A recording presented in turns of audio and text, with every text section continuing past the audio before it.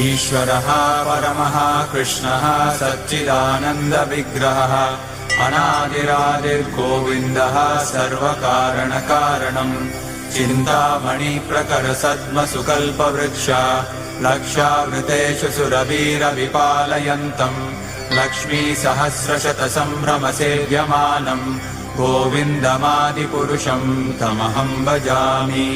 वेणुम् क्वणन्तमरविन्ददलायताक्षम् बर्हावतम् समसिताम्बुदसुन्दराङ्गम् कन्दर्पकोटिकमनीयविशेषशोभम् गोविन्दमादिपुरुषम् तमहम् भजामि।